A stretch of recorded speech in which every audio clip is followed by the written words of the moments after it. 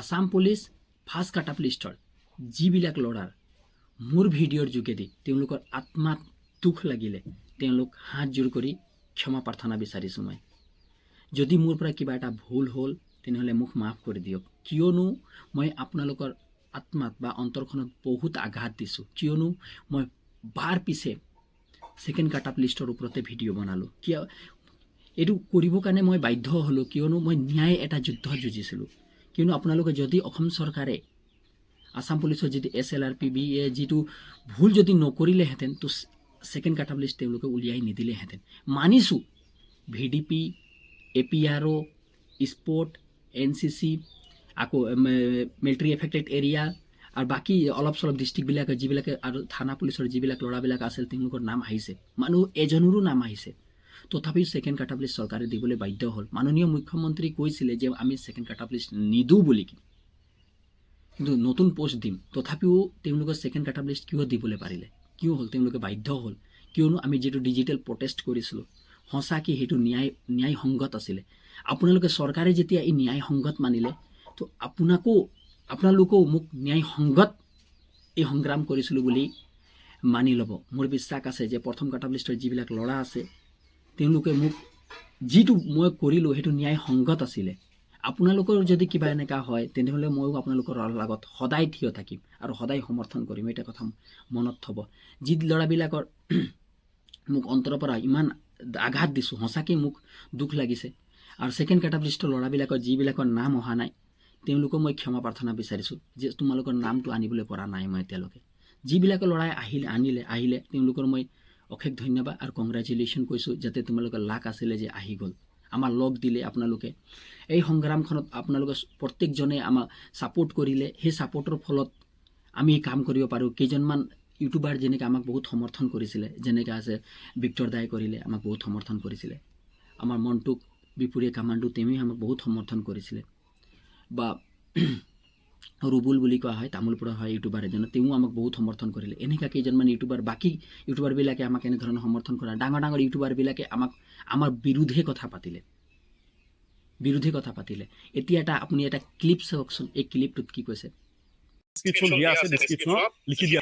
আৰু এটা কথা যে সি কৈছে যে মই আপোনালোকক ছেকেণ্ড লিষ্ট আনি দিম, তই কেতিয়াও ছেকেণ্ড লিষ্ট আনিব পাৰিবি জানো? কেতিয়াও নহয়। যদি ছেকেণ্ড লিষ্ট আহে তেতিয়াহ'লে এই কেণ্ডিডেট কেইটাৰ মেহনতৰ ফলত আহিব। তই ঠিক আছে, তই যিহেতু কৈছ যে মই ছেকেণ্ড লিষ্ট আনি দিম, মই ভিডিঅ'টো অপেন কৰি দেখাই আছো, নিজে কৈছে যে ছেকেণ্ড লিষ্ট আনি দিম। যেতিয়ালৈকে আমি ছেকেণ্ড কাট আপ লিষ্ট নাপাওঁ তেতিয়ালৈকে মই চুটি থাকিম, বাছ একদম লমে। ছেকেণ্ড কাট আপ লিষ্ট লম, কমেণ্ট এটা যদি লিষ্ট রেকর্ড করো করিব। ছেকেণ্ড কাট আপ লিষ্ট ওপেন চ্যালেঞ্জ কৈছোঁ, ছেকেণ্ড কাট আপ লিষ্ট লমটো লম, চাই তুমি যি কৰিল লৈ দেখুৱাম আমি, চাই যি হোক এইটো লবি। ছেকেণ্ড কাট আপ লিষ্ট লম ডাইৰেক্ট ফাইল কৰিছোঁ। ঠিক আছে, আপোনালোকে নিশ্চয় ভিডিঅ'টো শুনিছে, নিশ্চয় চাউণ্ডটো শুনিছে, ঠিক আছে, মই চেহেৰাটো লৈ আছো, আপোনালোকে নিশ্চয় চাউণ্ডটো শুনিছে। সি কি কৈছে যে মই ছেকেণ্ড লিষ্ট আনি দিম। ভাই তই সঁচা কথা কবি, তই একদম ফিল্ডত গ্ৰাউণ্ডত তই যাই কিনে কিবা এটা হাইকোৰ্টৰ উকিলক হায়াৰ কৰিছ যে মই হায়াৰ কৰিছোঁ, আপোনালোকে আহক কেছ ৰেজিষ্টাৰ কৰি দিয়ক।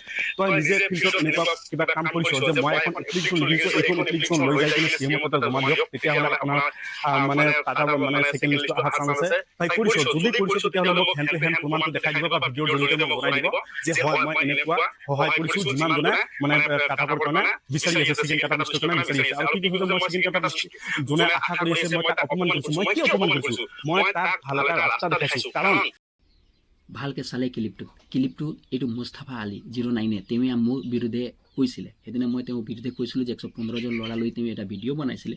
সেই ভিডিঅ'ৰ ৰিয়েকশ্যনত মই কৈছিলোঁ কিয়নো এই আন্দোলনখন মহিমূল কৰিবলৈ বিচাৰিছিলে। তেওঁ কৈছিলে যে ডিছক্ৰিপশ্যনত লিখি দিছোঁ, হ'ব মই সেইটো ডিছক্ৰিপশ্যন পঢ়া নাছিলোঁ, এইটো মোৰ ভুল আছিলে, মই নেচালোঁ। কিন্তু মোৰ নিচিনা যোনে ইউটিউবত কাম কৰে তেওঁ ব্যক্তি যদি সি নপঢ়িলে আৰু যিবিলাকে কেণ্ডিডেট আছে কিমান পঢ়িব সেইটো তেওঁলোকে জানিব লাগে, সেইটো কথা। তাৰপিছত তেমে কৈছে, এই ভিডিঅ'টো তেমে ক'লে, মই কৈছিলোঁ যে যেতিয়া যিকোনো কামত মই যেতিয়া লাগি যাওঁ এৰি নিদিওঁ। সঁচাকৈ আপোনাৰ তালৈকে প্ৰমাণ আছে যে ছেকেণ্ড কাট আপ লিষ্টৰ ওপৰত মই লাগিলোঁ।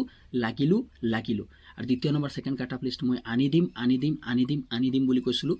এই যি শব্দ হয় সেইটো আপোনালোকে কালি প্ৰমাণিত হ'ল। ইয়াৰ পৰা ভিডিঅ' বনাবলৈ কোনো মোৰ প্ৰয়োজনীয়তাও নাই, মই তেওঁক বেয়া নাপাওঁ, পাৰ্চনেলি বহুত ভাল ল'ৰা হয়। তেওঁ জাষ্ট মই 115জন কোৱাৰ কাৰণেহে মনত দুখ পাইছিলোঁ আৰু একো কথা নাছিল তেওঁৰ বিৰুদ্ধে মোক।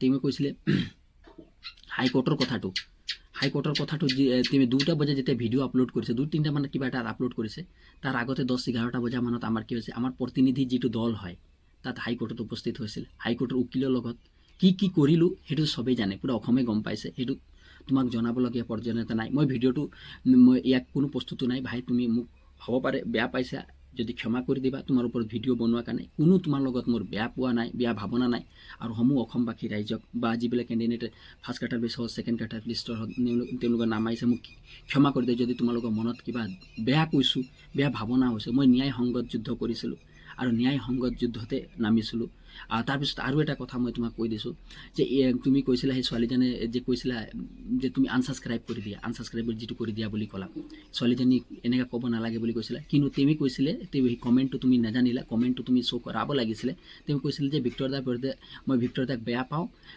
যদি আপুনি তাৰ বিৰুদ্ধে কিবা নকয় তেনেহ'লে আপোনাক আনছাবস্ক্ৰাইব কৰি দিয়ে সেইটো ক'লে মই ভিক্টৰ দাক বেয়া পাব নোৱাৰোঁ তেওঁ ন্যায় যুদ্ধ মানুহ আৰু ন্যায় আমাৰ লগত ন্যায় যুদ্ধ কৰিছিলে সেইকাৰণে মই তেওঁক বেয়া নাপাওঁ সেইকাৰণে তোমাক আনছাবস্ক্ৰাইব কৰাটোৱে মই বেষ্ট বুলি ভাবিলোঁ হয়নে আনছাবস্ক্ৰাইব কৰি দিয়া বুলিয়ে বেষ্ট বুলি ভাবিলোঁ সেইকাৰণে যদি যিবিলাক ল'ৰাই মোক বেয়া পাইছে তেওঁলোকক মই বাৰ বাৰ ক'ম ক্ষমা কৰি দিয়ক যি হ'ল এতিয়া পঢ়াৰ মনত দিয়ক এতিয়া যদি পঢ়া কামটো নকৰে তেনেহ'লে আপোনাৰ ৰিজাল্ট বেয়া হ'ব কেলৈ 6 তাৰিখে আপোনালোকৰ এক্সাম আছে 1 তাৰিখে এডমিট কাৰ্ড দিব তেতিয়াহ'লে ধন্যবাদ জয় আই অসম ভিডিঅ'টো ভাল লাগিলে অন্য গ্ৰুপলৈ শ্বেয়াৰ কৰা আৰু চেনেলটো ছাবস্ক্ৰাইব কৰিব নাপাহৰিব